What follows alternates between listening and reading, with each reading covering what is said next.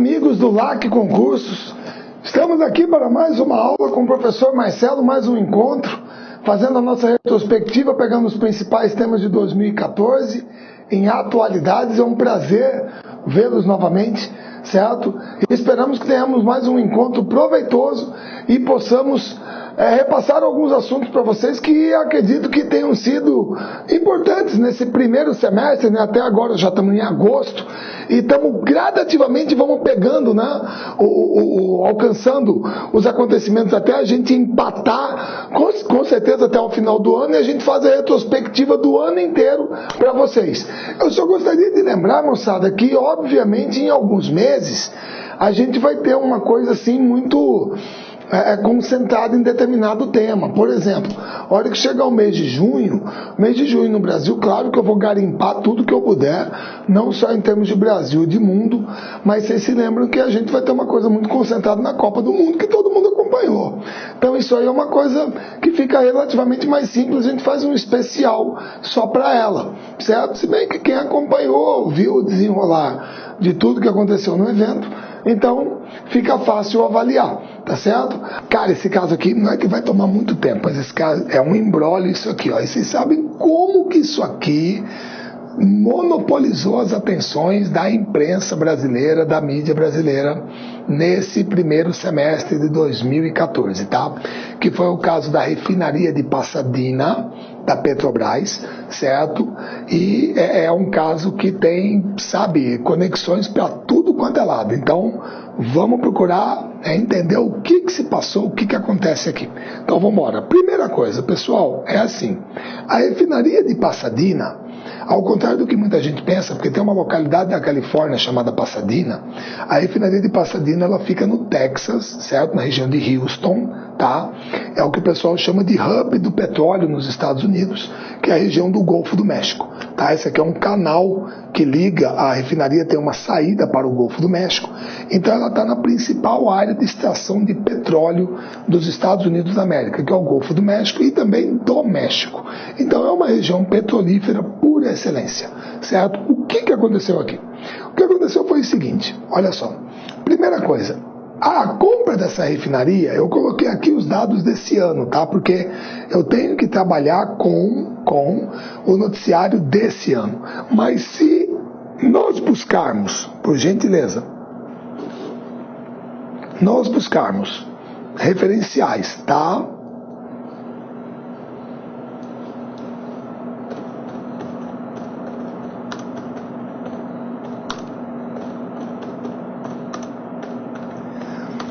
Do passado, certo? Pessoal, quando o presidente da Petrobras, era o José Sérgio Gabrielli, certo? Quando ele era presidente da Petrobras no governo Lula em 2007, certo? Ele já tinha deposto no Congresso Nacional sobre a compra da refinaria. Ele já tinha sido convocado a prestar esclarecimentos sobre isso, tá? Então, por favor, não era um assunto novo. O Congresso Nacional ele já tinha chamado executivos da Petrobras para esclarecer o porquê da compra dessa refinaria nos Estados Unidos, certo? E a justificativa foi a seguinte, a justificativa é que, num primeiro momento, a compra da refinaria era um bom negócio. Por quê? Porque, como vocês sabem muito bem, se você pegar tudo que tem aqui no Brasil da Petrobras, certo? Apesar de quebrado o monopólio, vocês sabem que nenhuma outra empresa entra para concorrer pesado com ela, porque a infraestrutura que ela montou durante o período em que foi monopólio estatal é muito difícil de ser batida, certo? Então, se você pegar um mapa com todas as refinarias da Petrobras, o que você tem? Você tem isso aqui, ó. Se você pegar as refinarias da Petrobras, se aqui tiver omitido alguma coisa, você tem a refinaria Alberto Pasqualini, lá no Rio Grande do Sul, certo? Se bem que aí é outra coisa que tem uma troca de ativos com a Repsol, que é uma petroleira espanhola. Você tem a refinaria de Triunfo também do Grupo Ipiranga, lembrando que agora a Petrobras é acionista do Grupo Ipiranga, o Grupo Ipiranga foi comprado e a Petrobras é acionista. Você tem a refinaria Presidente Vargas em Araucária, no Paraná. São Paulo tem 4. Tem a refinaria Vale do Paraíba em São José dos Campos, a refinaria Presidente Arthur Bernardes em Cubatão, a refinaria Planalto em Paulínia e a refinaria União em Capuava, certo? São 4. Tem a refinaria Gabriel Passos em Belo Horizonte, a Duque de Caxias no Rio de Janeiro, a refinaria Landulfo Alves em Mataripe, lá na Bahia, que é perto do polo petroquímico de Camaçari, a refinaria da Amazônia lá em Manaus, a Refam lá em Manaus, e aqui é a Asfor Lubinor, que é a fábrica de emulsão asfáltica e lubrificantes do Nordeste. Muito bem, todas essas unidades são da Petrobras, certo? Então você percebe que é uma estrutura muito difícil para você competir com ela, por isso que nenhuma empresa estrangeira, grosso modo, entra para bater de frente com ela no mercado brasileiro. O problema é que essas refinarias, moçada, elas já estão operando há muito tempo que a Petrobras não constrói uma refinaria nova, mas ela está construindo agora uma, que é a refinaria Abreu Lima, que fica aqui na Grande Recife, na região metropolitana, perto do Porto de Suape. Então a refinaria Abreu Lima vai ser a mais nova unidade de refino da Petrobras, certo? Aí você tem o projeto das refinarias de Prêmio 1 e Prêmio 2, que vão ficar no Ceará e no Maranhão, certo? Não sei se é a ordem, mas é Prêmio 1, Prêmio 2, Ceará e Maranhão. Serão novas unidades de refino. O problema é que a Petrobras não tinha unidades de refino imediatas, para entrar imediatamente em operação. Elas estão em construção. Então a empresa achou viável fazer o quê? Comprar 50% de uma refinaria, que é a refinaria de Pasadena, que pertencia a uma empresa belga chamada Astra, certo? A Astra era proprietária de Pasadena, certo? E por ela, a Petrobras, pagando 50% do valor da refinaria, ela pagou aproximadamente 360 milhões de dólares por 50% da refinaria, certo? 190 milhões pelos papéis e 170 milhões de estoque, beleza? Muito bem. O problema é que a Astra Oil tinha pago pela refinaria inteira 42 milhões e 500 mil dólares. Esse valor aqui é equivocado, porque a turma coloca aqui o valor apenas que a Astra desembolsou em dinheiro. Eles não colocam as dívidas que a Astra assumiu da refinaria e também o custo do estoque que veio junto com ela. Mas, de qualquer maneira, o que aconteceu é que a Astra e a Petrobras se desentenderam e entraram numa briga judicial. E a Petrobras resolveu peitar essa briga judicial com a Astra. E o problema é que a justiça americana deu ganho de causa para a Astra Oil, que é uma empresa belga, certo? E dando ganho de causa a essa empresa, a Petrobras foi obrigada a comprar os outros 50% dela e ainda assumir todos os custos e honorários advocatícios e custos processuais. E isso acabou levando realmente o total pago para aproximadamente 1 bilhão e 200 milhões de dólares. Então, se você pegar, o que foi pago na primeira metade da refinaria e a segunda metade da refinaria, o estoque inicial em 2006 e o estoque no acordo de 2009. E aqui que está a facada: multas, juros e honorários. Só aqui foram quase 400 milhões de dólares, certo? Então isso elevou o custo total desse processo, tudo, para 1 bilhão e 180 milhões de dólares.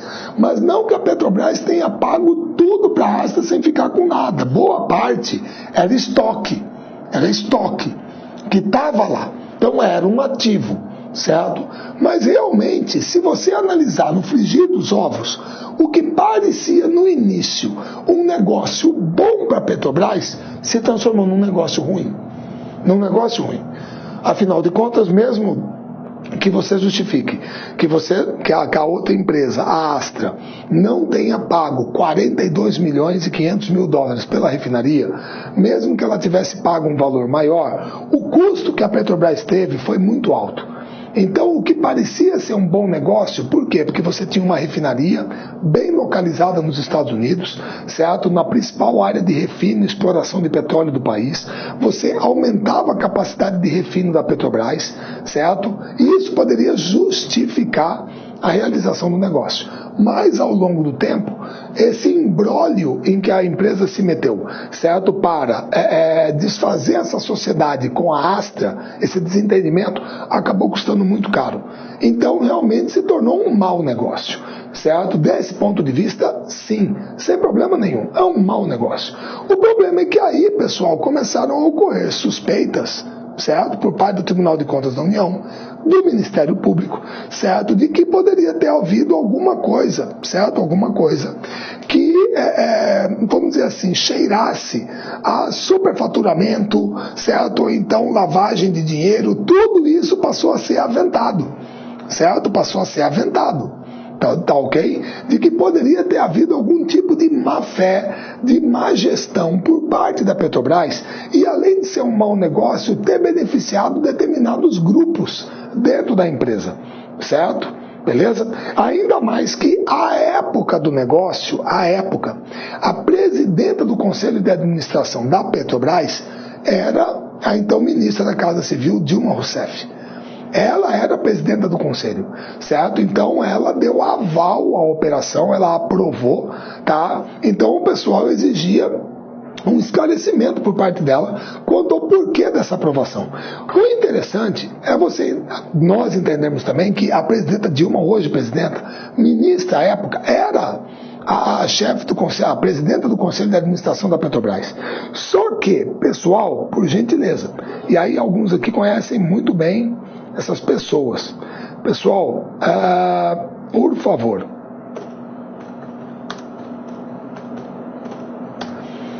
Pessoal, Fábio Barbosa era presidente do Santander no Brasil e hoje ele acho que é o CEO ou presidente do Grupo Abril. Ele é o principal executivo do Grupo Abril. Ele também era membro do Conselho de Administração. Ele também era membro, certo? Ele também votou a favor do negócio. Ele votou a favor, tá? Pessoal, Jorge Gerdau Johan Peter, um dos homens mais ricos do Brasil, dono da Gerdau, dos maiores grupos siderúrgicos do país. Ele era membro do Conselho de Administração da Petrobras. Ele também votou a favor da compra da refinaria, certo? Pessoal, isso tem que ficar muito claro. A compra da refinaria de Pasadena, no Conselho de Administração da Petrobras, ela foi aprovada por unanimidade. Todos os membros do Conselho de Administração da Petrobras votaram a favor da compra. Todos votaram, baseados nos pareceres encaminhados pela diretoria da Petrobras, certo? O Conselho de Administração apenas ratificou um negócio que a diretoria, que o corpo administrativo da Petrobras considerava na época um bom negócio. E todo mundo votou a favor. Foi por unanimidade a votação. Lembrando que, de acordo com a lei das SA, moçada, existe uma responsabilidade, vamos dizer assim,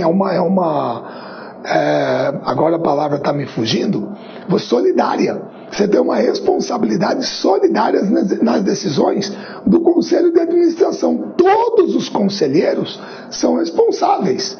Então, se você tem que cobrar a explicação de um, você tem que cobrar de todos, porque todos eles votaram a favor. Todos eles, sem exceção, certo?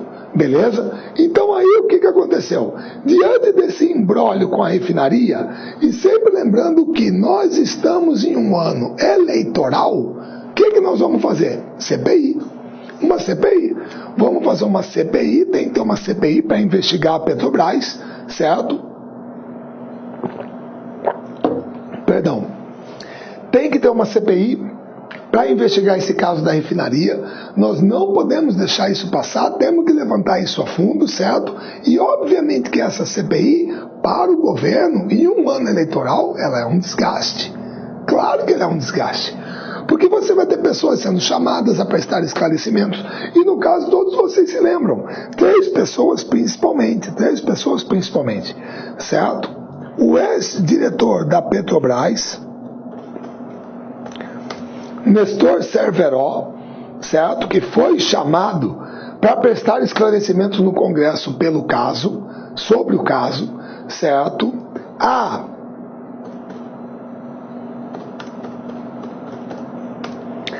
presidenta da Petrobras, Graça Foster, também foi chamada a prestar esclarecimentos no Congresso, certo? E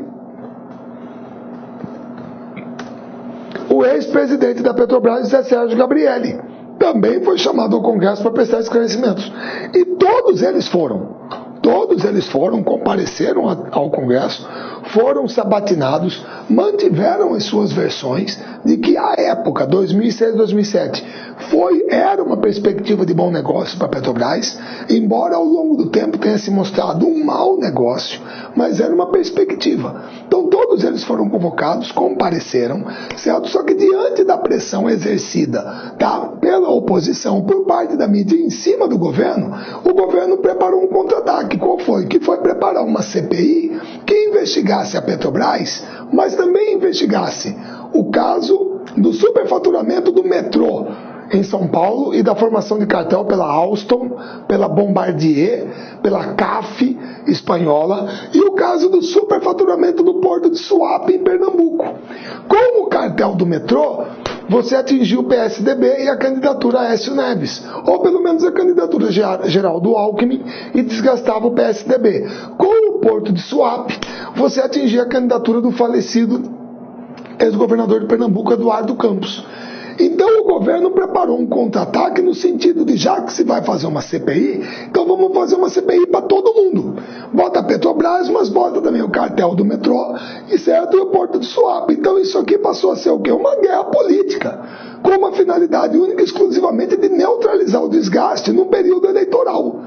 Certo? E o governo, tendo maioria no Congresso, obviamente ele operou para que essa CPI fosse constituída. A oposição se recusou a indicar os membros dessa CPI. Então acabou virando uma coisa de faz de conta, certo? Que está instalada lá no Congresso, mas nenhum de nós está acompanhando porque ninguém sabe o que vai dar, certo? E outra, o objetivo dela seria investigar tudo isso aqui, certo? O porto de Suape, o cartel do metrô, certo? Beleza? Só que, olha como que o mundo dá volta. O que aconteceu agora no primeiro trimestre de 2014? Pessoal, no primeiro semestre, e essa notícia é recente, a refinaria nos Estados Unidos, ela registrou lucro de 130 milhões de dólares. 130 milhões de dólares. Ou seja, ela deu lucro. Ela deu lucro. Isso significa que se no primeiro semestre o mercado americano está aquecido, o mercado de refino nos Estados Unidos está muito aquecido, principalmente agora, moçada, que eu não sei se vocês estão sabendo, mas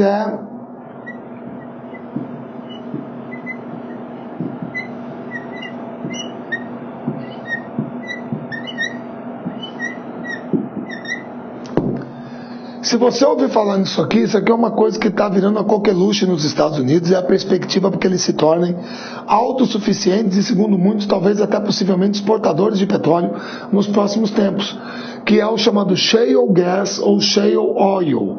Isso aqui, moçada, é gás natural e petróleo extraído a partir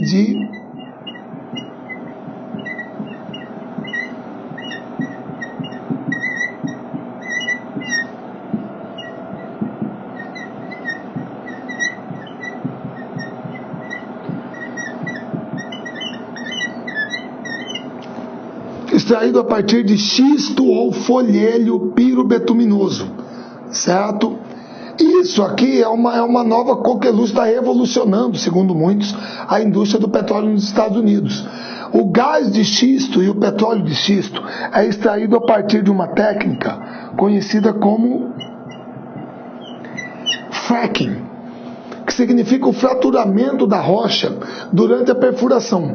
Primeiro você faz uma perfuração vertical, vai até a camada mais porosa da rocha, onde o óleo está, vamos dizer assim, absorvido, onde ele está situado, e aí a perfuração vertical passa para horizontal.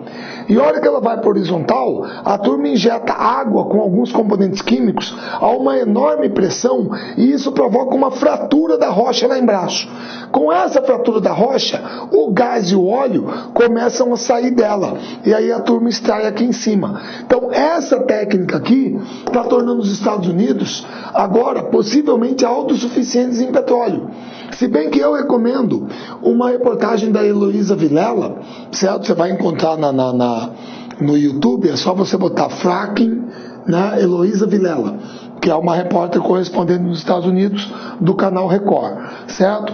E você vai ver a polêmica que está em torno dessa forma de exploração. Por quê? Porque muitas casas, muitas residências que estão nas áreas onde o pessoal está usando o fracking para tirar esse gás e esse petróleo do xisto, o vazamento de metano está fazendo com que a água das casas fique contaminada, porque a maior parte vem de poços artesianos, certo? Beleza? É uma reportagem muito interessante. Agora, com isso aqui, o mercado de refino nos Estados Unidos está muito aquecido. E com esse mercado aquecido, o que aconteceu?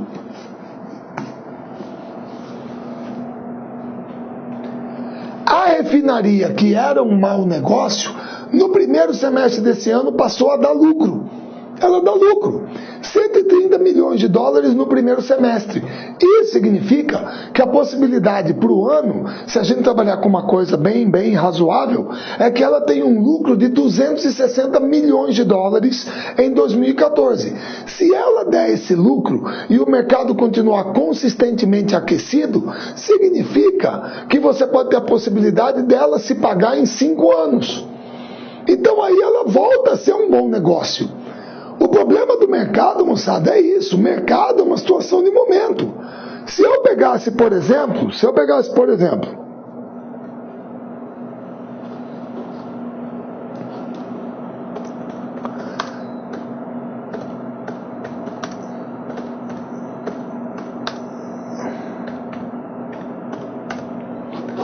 pessoal, se eu pegasse para vocês, certo? E recomendasse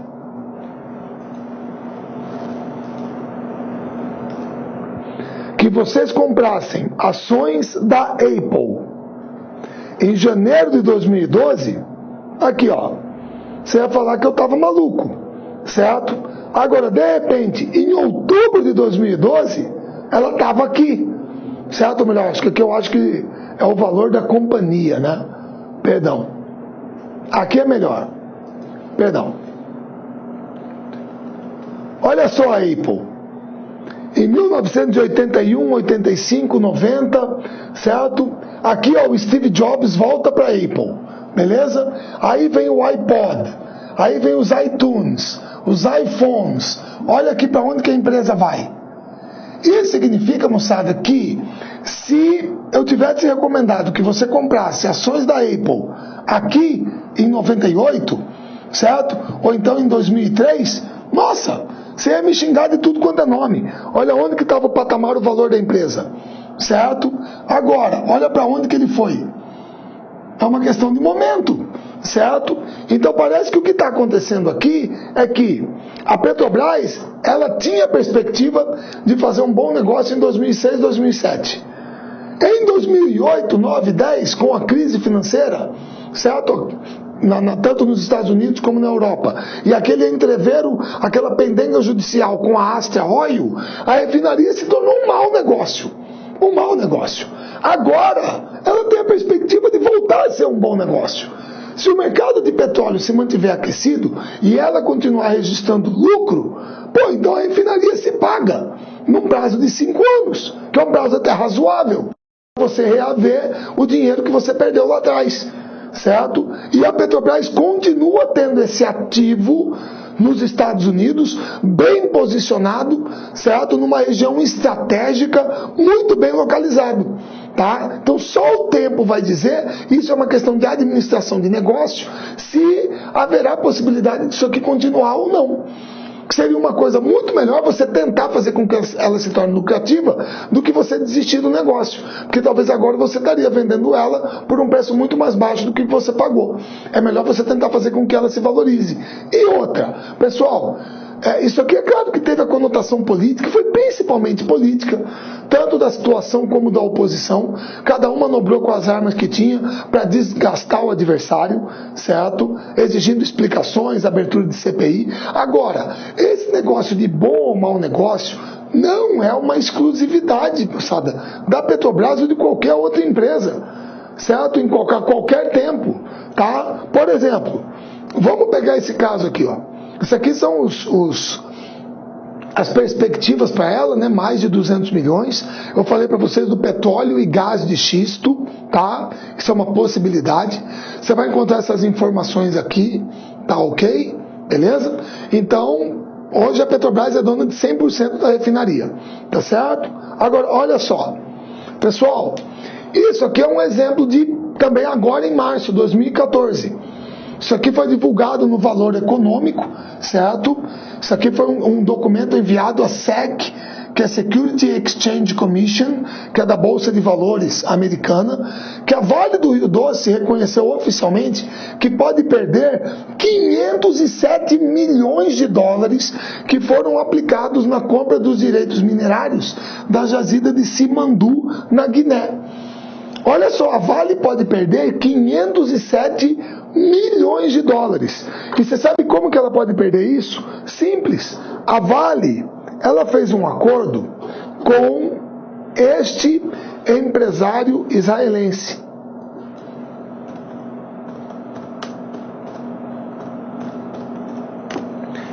Moçada, esse aqui é o Benny Steinmetz, certo? Ele é um empresário israelense que trabalha no setor de mineração, tá? A Vale,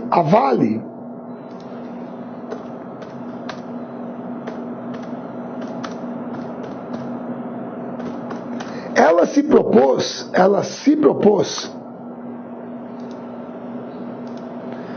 pagar 2,5 bilhões de dólares. 2 bilhões e meio de dólares para ser sócia dele no projeto lá na Guiné, certo? E aí a Vale adiantou para ele, em dinheiro, 500 milhões de dólares. E sabe como que foi feito esse acordo? De boca. Na época que o Roger Agnelli era o presidente da Vale, agora o Murilo Ferreira. Você entendeu? Foi um acordo feito de boca. E a Vale está arriscada a perder 500 milhões de dólares e ainda sofreu um processo da Rio Tinto, certo? E ainda sofreu um processo, que é uma das maiores mineradoras do mundo, sobre esse projeto lá na Guiné. Esse aqui é o Alpha Condé, que é o atual presidente da Guiné, certo?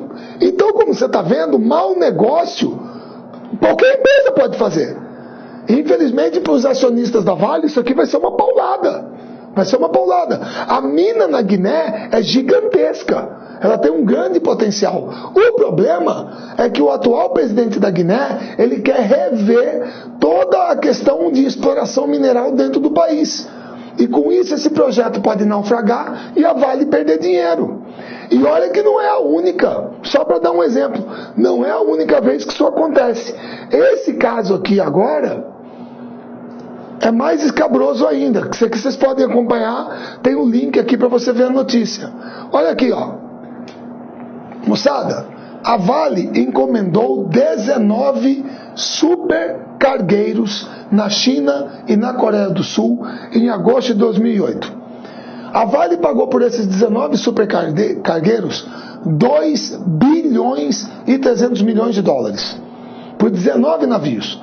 Perceba que eles foram fabricados fora do Brasil. Então eles geraram emprego fora do Brasil.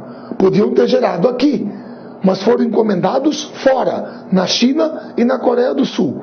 Agora, a Vale diz que não quer mais o cargueiro. E olha só. Um desses cargueiros, ao receber a carga de minério, lá no porto de Itaqui, na Ponta da Madeira, lá no Maranhão, lá em São Luís, o casco rachou. O supercargueiro da Vale rachou o casco, certo? O navio teve que ficar sob reparo lá. E agora o que também a China fez? A partir do momento que a Vale construiu esses supercargueiros, o que a China fez? Ela proibiu proibiu esses supercargueiros de atracar em portos chineses. Por quê? Porque esses supercargueiros são para mais de 400 mil toneladas de minério. Significa que eles transportam muita carga. Então isso prejudica a marinha mercante chinesa. Certo? Os armadores chineses se sentem prejudicados pelo fato da Vale ter um navio que consegue transportar uma quantidade colossal de minério. Então, nessa hora, o governo chinês intervém ao lado de quem? Dos empresários deles. Vocês acham que eles vão proteger os interesses nossos, da Vale, do Brasil ou da China? Então, agora, os navios da Vale não podem mais atracar na China. Não podem. Por isso que agora ela está pensando em vender os cargueiros. Eles não têm mais utilidade. Ou pelo menos vamos arrendar, certo? Fretar para alguém. Agora, mau negócio acontece em qualquer empresa, certo? Você pode ter um bom ou um mau negócio. Na época, a perspectiva desses mega cargueiros poderia ser muito boa. Agora, eles são um problema. Vocês entenderam?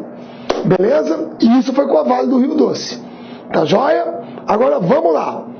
Falamos desse problema da refinaria de Pasadena. Teve esse probleminha aqui da Vale. Tá joia? Pessoal, encerro por aqui. Esse assunto aqui foi mais extenso. Tá ok? Retornaremos na próxima oportunidade, próxima gravação nossa, com ainda a retrospectiva de 2014. Tá ok? Espero que vocês tenham aproveitado. Tá joia?